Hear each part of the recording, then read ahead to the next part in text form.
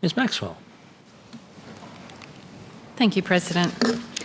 My matter is for the Minister for Youth Justice. However, it does potentially traverse multiple portfolios, so I would understand and appreciate if he chose to redirect some of it to another minister on my behalf.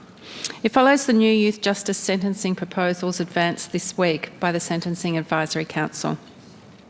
I have a number of points of interest in and concerns about those proposals.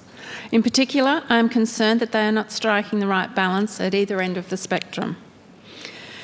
Firstly, and on behalf of the very many constituents, I don't believe there is justification for recommending discounted sentences for some instances of youth offending. This would be a counterproductive step and likely only weaken the principle that even young offenders must be held accountable for very serious crimes, especially in an era when Victoria continues to have deeply entrenched problems with young criminals and crime gangs. Secondly, I am concerned that the Sentencing Advisory Council's ideas underplay the full importance and role of early intervention and primary prevention in discouraging and curbing youth offending.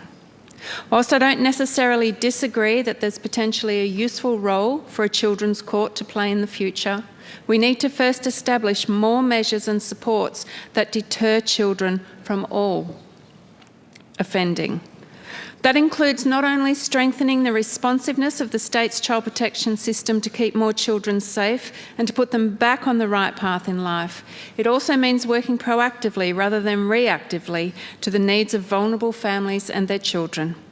All too often, historically in Victoria, we've acted too late, and the upshot of trauma endured through the formative years of many young people's lives has proven to be criminal activity. Criminal activity, that could have been prevented, potentially through earlier and more active interventions. Of course, as I've made clear earlier this week in my non-government business motion, I'd also like to think that any children's court would be presided over by magistrates and judges who are particularly skilled in the fields most relevant to cases that would come before that court. The action I therefore seek is clarification of the government's response to the Sentencing Advisory Council's publicly released proposal of the 2nd of June.